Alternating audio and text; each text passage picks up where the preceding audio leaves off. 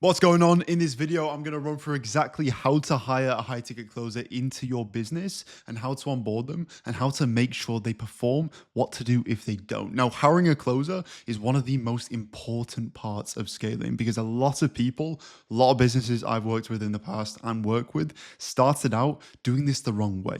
And this can cost your business thousands. Hiring the wrong person, onboarding them in the wrong way, not knowing when to cut them loose. Okay, so we're going to go through 7 points in terms of everything on hiring a closer. Watch to the end to know exactly when to fire a closer and the support cadence use. So first things first is actually hiring the closer, the hiring sources. What I look for is referrals.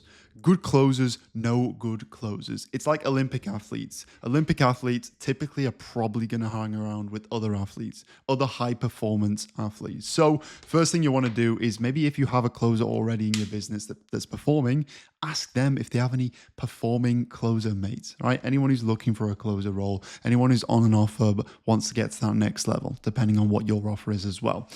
If that doesn't work, ask sales managers, ask different business owners if they have any recommendations. And if that doesn't work, what you want to do is you want to go to high ticket sales coaching communities, entrepreneur coaching communities, loads of different private communities. And if that doesn't work, you want to get someone who has a closer audience to put on their story, hiring a closer. And if that doesn't work, you want to get a recruiter, someone like me, a sales manager, to reach out to their network and find you one. Okay. Once you've interviewed a few closers, actually, we'll go on to interviewing first. So interviewing and what to look for is, of course, experience, but experience to your specific industry and niche definitely helps.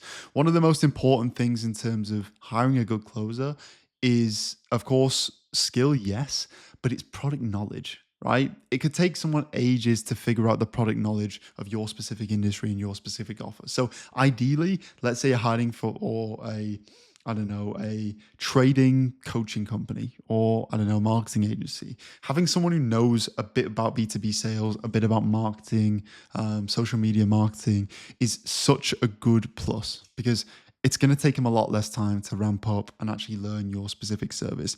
Other things I'm looking at is energy.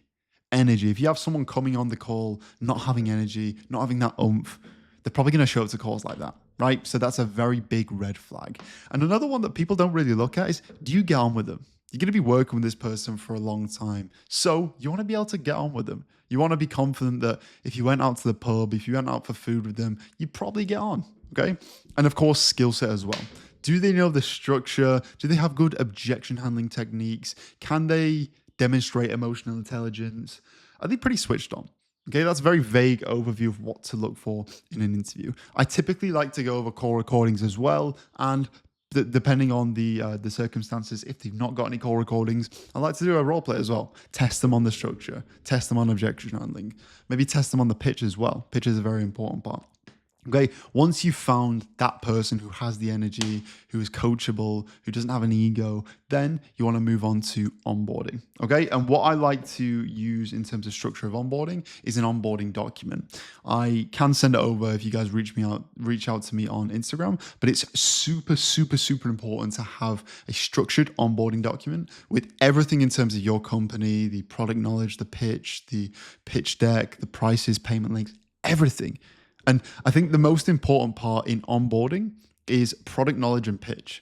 Yeah, closers can have the structure of the sales call, the discovery, but if they don't have the pitch down, if they don't have the product knowledge to answer questions, then it's very hard for them to get deals. Okay, so you want to really go ham in terms of info about the founders, info about the brand, info about their testimonials, everything, right? Post-call process, what they do after a call, how to work the CRM, tech, onboarding to Slack, Discord, whatever, CRM, absolutely everything, right? You want to get them set up with Fathom, Google Meet, Zoom, everything, right? The more simpler it is, the easier it's going to be for your sales rep to ramp up and start performing, okay? And how I usually get closers to ramp up and train, which is the fourth part, is for the first 7 days, I'm not getting them on calls.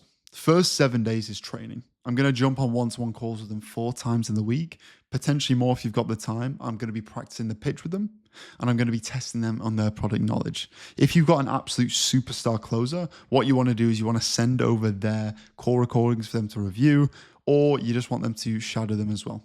potentially jump on their calls as someone who doesn't have the screen on, or just pretending to be the call recorder. You can do that if you really, really want to, but if you got a superstar closer, just send them over the call recordings to study. Now, if you don't have a superstar closer, if you have like an average closer, you just want to do the training with them. Role plays, testing them, pitch, everything. Okay, that's for the first 7 days. Now, you can really make a judgment call and gauge if you feel like someone's ready after the 7 days, or maybe earlier, before the 7 days is up. And if you feel like, someone is ready, they have got the product knowledge on lock, you want to put them on the calendar for a couple calls a day. Nothing crazy, right? Because you want to preserve ad spend. You want to preserve the cost and opportunity cost of putting them on calls, just in case they're shit and they don't really work out. Okay, so a couple calls a day, all right, for the first few days. Once they start closing a couple of deals, once they start really building their confidence, you want to put them on maybe 3 to 5 calls a day. Okay, and then carry on that process. Once they build their confidence, eventually put them on to full-time calls, probably after 7 days after taking live calls. Okay, but what I want to be doing throughout this process is reviewing their calls every single day, hooking them up to either Fathom or Firefly's Note Taker, and just reviewing the calls, giving them 1 to 2 needle movers they can improve on. Not 101, 1 to 2. We don't want to overwhelm them. We don't want to nitpick them. We want them to actually get better and focus on 1 or 2 things. Okay, so yeah, that's what I do on the first 7 days, and then do that until they're fully ramped up. In terms of KPIs you should look for, you don't really know if a closer is really going to perform and is a good fit until around 50 live calls, right? Maybe 30 to 50. I'd say 50 maximum. So what you want to be doing is you want to be looking at their KPIs and watching their calls up until that 50 call mark. If they're not at least a 20% closing rate or 25% closing rate by that 50 call mark, it's probably not going to be the best fit. And by the way, that depends on your offer. It depends on your specific sales cycle. It depends on how warm the leads are. By the way, I've got a bit of an itchy nose, hay fever, so excuse me.